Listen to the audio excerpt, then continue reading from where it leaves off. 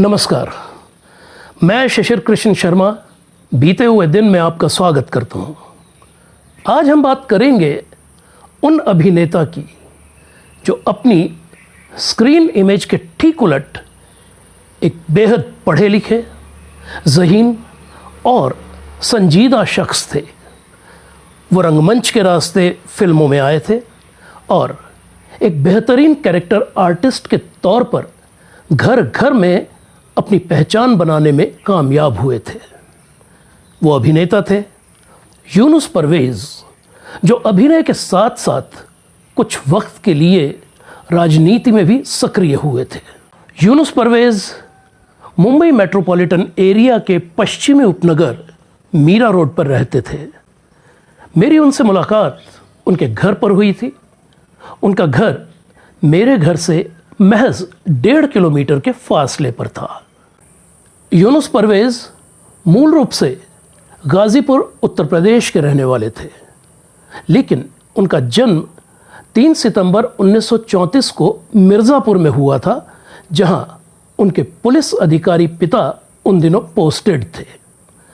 पूर्वी उत्तर प्रदेश के अलग अलग शहरों से स्कूली पढ़ाई पूरी करने के बाद यूनुस परवेज़ ने आगे की पढ़ाई के लिए इलाहाबाद विश्वविद्यालय में दाखिला ले लिया था। इलाहाबाद विश्वविद्यालय में डॉक्टर हरिवंश राय बच्चन, डॉक्टर राही मासूम रज़ा और फिराक गोरखपुरी जैसे विद्वान शिक्षाविदों से यूनुस परवेज़ ने तालीम हासिल की।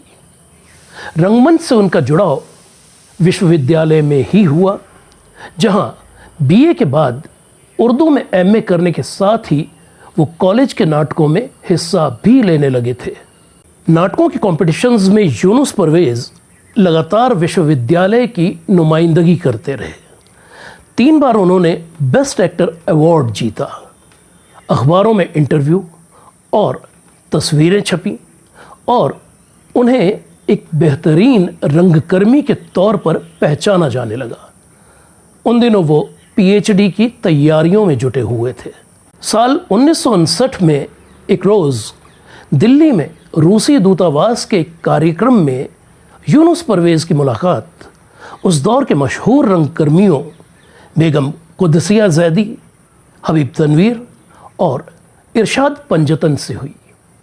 उनके कहने पर पीएचडी का इरादा छोड़कर यूनुस परवेज़ बेगम कुदसिया ज़ैदी की नाटक कंपनी हिंदुस्तानी थिएटर में शामिल हो गए। हिंदुस्तानी थिएटर की बुनियाद पंडित नेहरू के कहने से रखी गई थी। इस कंपनी को सरकारी मदद मिलती थी।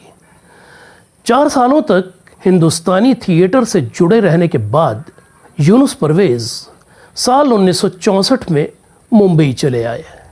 मुंबई में यूनुस परवेज़ इप्टा से जुड़ गए और फिर सागर सरहदी, ख्वाजा अहमद अब्बास, बलराज साहनी और रमेश तलवार जैसे मशहूर इप्टा रंगकर्मियों के साथ एक बार फिर से रंगमंच पर सक्रिय हो गए। यूनुस परवेज़ की पहली फिल्म थी साल 1968 की हसीना मान जाएगी। साल 1971 की फिल्म उपहार में उन्होंने एक माझी का रोल किया था और उस फिल्म का सुपरहिट गीत माझी नैया ढूंढे किनारा यूनुस परवेज़ पर ही पिक्चराइज हुआ था। साल 1973 की गर्म हवा ने उन्हें एक गंभीर अभिनेता की पहचान दी और साल 1975 की सुपर डुपर हिट फिल्म दीवार के रहीम चाचा के रोल के दम पर वो आम जनता के दिलो दिमाग पर छा गए। साल 1975 से 1995 के बीच यूनुस परवेज़ का करियर अपनी बुलंदियों पर रहा।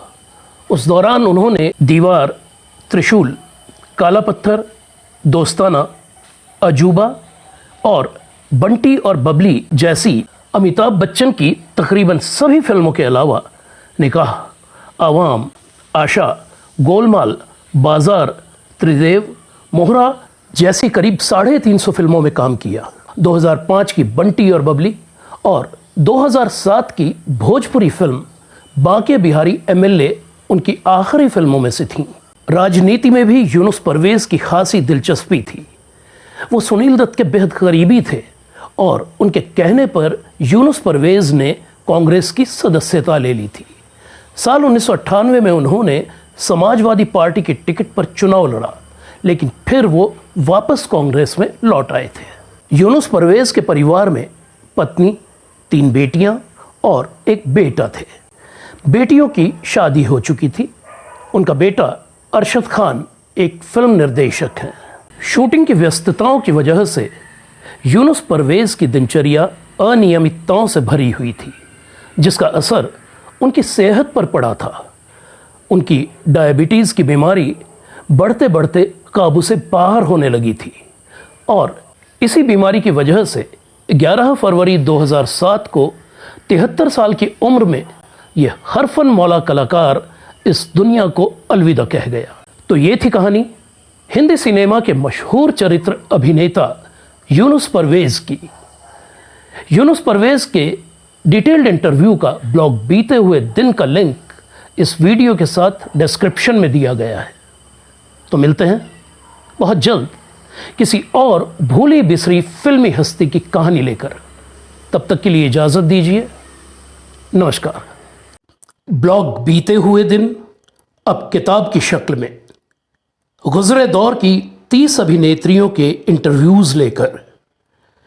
डिटेल्स इस वीडियो के साथ डिस्क्रिप्शन में देखिए। हिंदी सिनेमा के बीते हुए दिनों में लौटने के लिए इस चैनल को सब्सक्राइब करें और बेल आइकन भी ज़रूर दबाएं। धन्यवाद।